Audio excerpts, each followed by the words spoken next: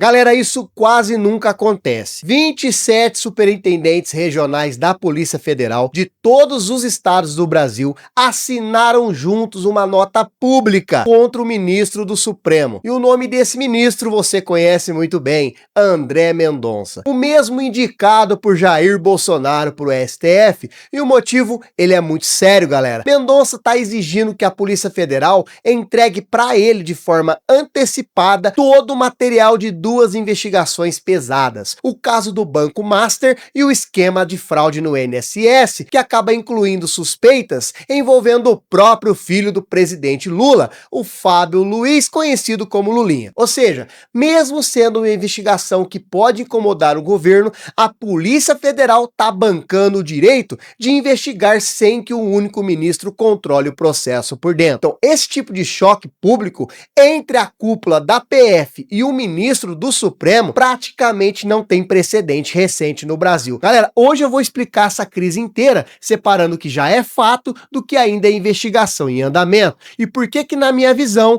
isso é sobre proteger a democracia e não é sobre escolher um time político. Fica comigo até o final, já deixa o like e se inscreva no canal. Agora vamos pelo que está confirmado, pessoal. Na quinta-feira, dia 6 de agosto, os 27 superintendentes regionais da Polícia Federal, eles publicaram ali uma nota conjunta reafirmando confiança na direção da corporação comandada por Andrei Rodrigues. O texto ele fala em defender a Constituição, a democracia e a legalidade e também, é claro, os interesses públicos. E reforça que a Polícia Federal ela precisa continuar sendo forte, sendo técnica e independente. Repara que eles não estão citando o nome do Mendonça diretamente, mas todo mundo em Brasília sabe exatamente para quem essa nota foi escrita. Então, é uma resposta institucional, coletiva, de quem normalmente trabalha em silêncio e decidiu se posicionar publicamente. Então, isso sozinho já mostra o tamanho do desconforto dentro da corporação.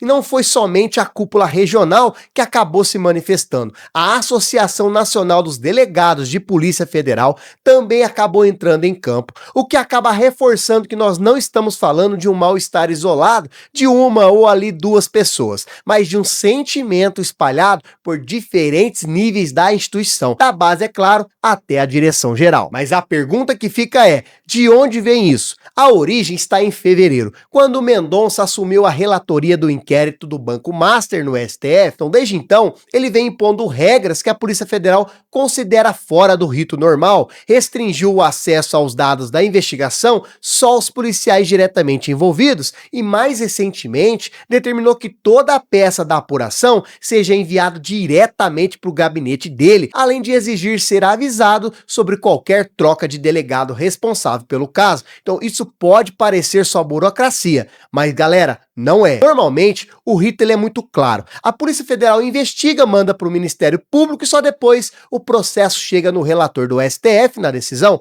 O Mendonça está pulando etapas e isso muda completamente quem controla o ritmo da investigação. Então vale lembrar que esse inquérito nem começou com ele. A Operação Compliance Zero foi autorizada em novembro pela Justiça Federal de Brasília, passou pelo STF sobre outro ministro, Dias Toffoli, e depois, só em fevereiro, a relatoria foi parar nas mãos do Mendonça. O caso já corria dentro do rito normal antes dele assumir. Então as mudanças, elas simplesmente vieram depois. E galera, o problema não é só o Banco Master. O mesmo tipo de exigência está sendo aplicada na Operação Sem Desconto, que está investigando o desvio de bilhões de reais em descontos indevidos aplicados a aposentados do INSS. Então esse caso, pessoal, ele é gigante, acaba envolvendo milhões de brasileiros lesados e é justamente aqui que acaba entrando o nome mais pesado dessa história, que é o Fábio Luiz Lula da Silva, o conhecido como Lulinha, filho do presidente Lula. No fim de julho, a Polícia Federal pediu a abertura de 3 novos inquéritos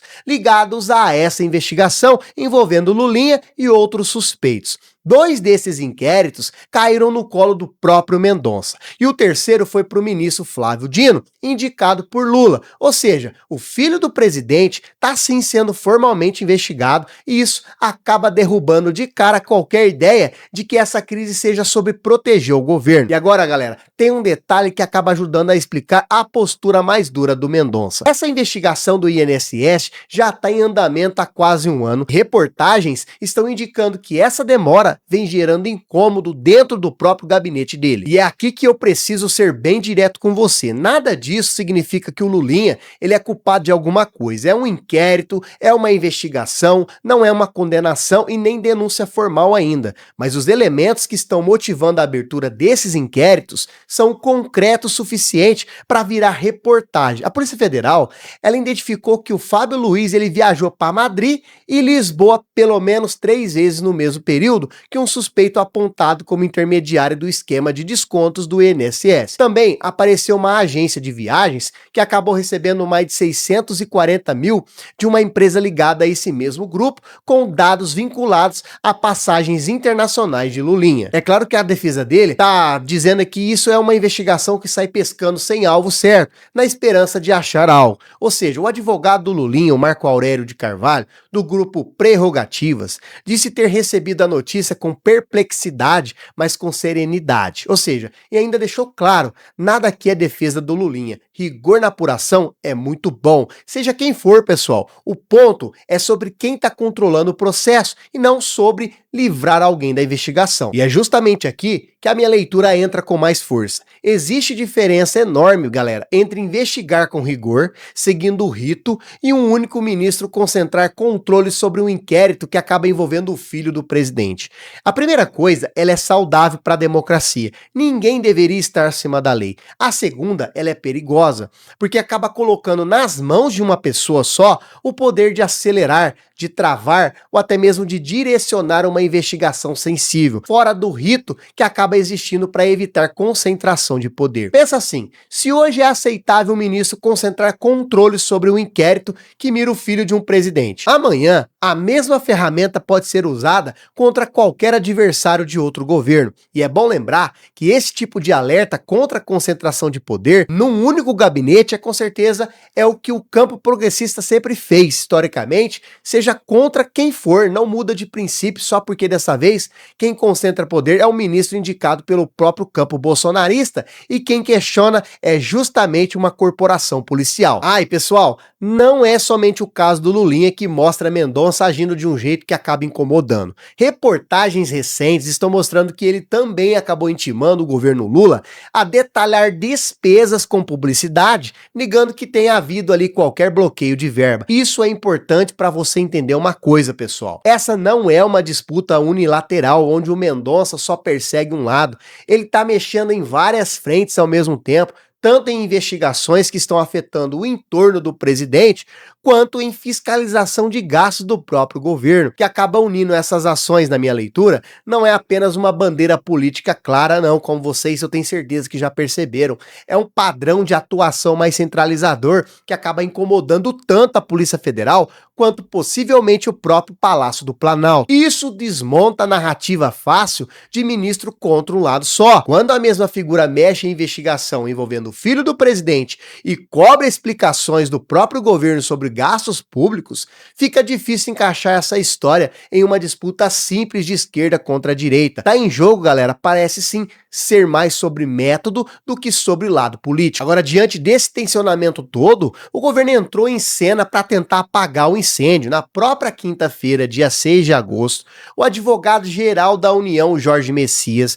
organizou uma reunião entre o ministro da Justiça, Wellington César Lima, e também o próprio André Mendonça, em uma tentativa de reduzir o clima de confronto. A ideia era criar um canal de diálogo direto entre o judiciário e a cúpula da PF, e até se cogitou ali um encontro presencial entre o Mendonça e o diretor-geral Andrei Rodrigues. Só que mesmo com esse gesto de pacificação, a temperatura continuou alta. Foi bem depois dessa reunião que os 27 superintendentes decidiram publicar a nota em defesa da independência da corporação, o que acaba mostrando que a conversa nos bastidores não resolveu o problema de verdade. Isso indica algo importante, galera. Quando uma mediação de bastidor ela não abaixa o tom, geralmente é porque o desacordo não é sobre detalhes pequenos, mas sobre um princípio que nenhum lado quer ceder. Quem tem a palavra final sobre o ritmo das investigações mais sensíveis do país, e o posicionamento da Associação dos Delegados foi ainda mais direto que a nota dos superintendentes. Segundo reportagens, a entidade acabou classificando as exigências de Mendonça como ingerências atípicas na condução de inquéritos sensíveis e ainda se movimentou tanto nos bastidores quanto publicamente para blindar as prerrogativas da carreira. Reparem na escalada, pessoal. Primeiro veio o acionamento da AGU pela PF, depois a reunião de mediação do governo, depois a nota dos superintendentes e por cima disso ainda tem os delegados usando um termo bem mais forte, que é chamado de ingerência. Quando você tem 3 camadas diferentes da mesma instituição reagindo, cada um com um grau de intensidade maior que a anterior, isso não é exagero de bastidor, é sinal de que existe consenso interno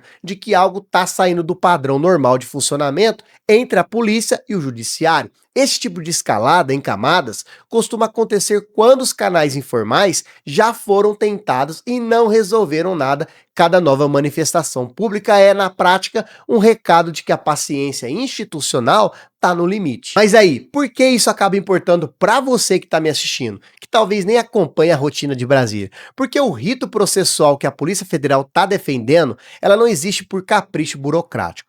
Ela existe para proteger investigações de interferências políticas, seja de quem for. Se o ministro pode sozinho decidir que quer receber cada peça de um inquérito antes da hora, sem passar pelo Ministério Público, isso acaba abrindo um precedente perigoso. No futuro, poderia ser usado tanto para travar ali quanto para acelerar investigações contra qualquer pessoa, dependendo de quem estiver no comando daquele gabinete. Então é esse tipo de regra, galera, que acaba separando um país onde a lei vale igual para todos, de um país onde o resultado de uma investigação depende ali de quem tem mais proximidade com quem acaba decidindo. Isso vale tanto para um banqueiro poderoso quanto para um cidadão comum, tanto para um aliado do governo quanto ali para um opositor. Agora, vale reforçar que isso não é de jeito nenhum um ataque à existência do STF ou à ideia de controle judicial sobre investigações. Muito pelo contrário, pessoal. O papel do judiciário de supervisionar inquéritos é fundamental, é o que acaba garantindo que a polícia ela não vire uma força descontrolada. O problema apontado aqui ele é muito específico,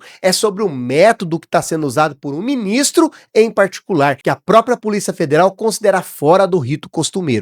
Diferenciar essas duas coisas é essencial. Quem defende instituições fortes defende exatamente isso, que cada órgão, Polícia Federal, Ministério Público, STF, cumpra o seu papel dentro das regras estabelecidas, sem que um ente avance sobre a função do outro, mesmo que a intenção por trás disso pareça à primeira vista bem intencionada. Por isso que essa crise, ela não deveria ser lida como PF contra STF no sentido amplo, mas como um episódio pontual em que um método específico gerou reação. Então, simplificar isso para a polícia contra o judiciário acaba ajudando a espalhar desinformação e enfraquece o debate real, que é sobre desenho institucional, não sobre rivalidade entre corporações. Agora, o que pode acontecer daqui para frente? Aqui nós entramos no terreno de cenário possível, não tem fato confirmado, mas existe a possibilidade de a tensão ela ser resolvida nos bastidores, com Mendonça recuando de parte das exigências depois da pressão pública da PF, algo que já vem sendo tentado aí pela AGU e pelo Ministério da Justiça. Agora, outro caminho possível é a disputa continuar se escalando, com novos posicionamentos públicos de um lado ou do outro, quem sabe, né? E o que acaba tendendo ali a desgastar a imagem tanto do ministro quanto da própria corporação. E existe ainda ali um terceiro cenário, que as investigações contra o Lulinha e o Banco Master seguirem seu curso independente de quem vença essa queda de braço institucional. O que, aliás, seria, claro, o resultado mais saudável possível para a nossa democracia. Também não dá para descartar que esse embate ganhe capítulos novos nas próximas semanas, já que tanto o inquérito do Banco Master quanto a apuração do INSS, ainda eles estão em fases ativas com prazos e decisões pendentes que com certeza podem reacender a tensão a qualquer momento. E aqui acaba entrando o ponto que ultrapassa os personagens dessa história toda. Não interessa se você gosta do governo Lula ou se você não gosta. Não interessa se você confia mais na Polícia Federal ou no STF. O que deveria importar para qualquer pessoa é que as regras do jogo sejam as mesmas para todo mundo. Uma investigação que mira o filho do presidente precisa seguir o rito. Uma investigação que mira um banqueiro poderoso precisa seguir o rito. E um ministro do Supremo, por mais respeitável que ele seja, que seja o cargo, também precisa seguir o rito, sem concentrar em si mesmo etapas que pertencem a outras instituições. Agora, na minha visão, defender esse tipo de equilíbrio é exatamente o que significa ser progressista e, ao mesmo tempo, galera, defensor das instituições. Não é escolher lado entre pessoas. Apoiar a independência da Polícia Federal nesse episódio não é incoerente com apoiar o STF como instituição, é reconhecer que instituições fortes se fortalecem quando seus métodos também são questionados, ao invés de serem aceitos sem debate só porque vem de uma autoridade importante. Agora, depois de tudo isso, o que realmente importa é o seguinte: pela primeira vez em muito tempo, a cúpula inteira da Polícia Federal decidiu se posicionar publicamente contra o método de um ministro do STF, e fez isso mesmo sabendo que uma das investigações que está em jogo mira o filho do presidente Lula. Isso mostra uma coisa muito rara. Uma instituição disposta a incomodar até quem está do seu lado político em nome de manter o processo dentro das regras. Fica a pergunta para você que está me assistindo agora, galera. Você acha que essa crise ela vai forçar mudanças reais na forma como o STF ele supervisiona investigações sensíveis, ou vai de alguma forma esfriar como tantas outras disputas institucionais nesse país, sem nenhuma mudança concreta de método daqui para frente? Eu quero muito saber a sua opinião. Deixa aqui nos comentários, é muito importante que você interaja conosco aqui nesse vídeo. E se esse vídeo te ajudou a entender o que está acontecendo por trás dessas manchetes, já deixa o like, se inscreve no canal, ative as notificações. Toda vez que nós postarmos vídeo no canal, o YouTube vai mandar para você em primeira mão, e assim você não perde nada que está acontecendo no âmbito da política nacional. Se você não é membro do canal, clica aqui embaixo, ó, seja membro, apoie o nosso canal, apoie o nosso trabalho, e assim a gente vai, de alguma forma, crescer juntos. Até o próximo vídeo.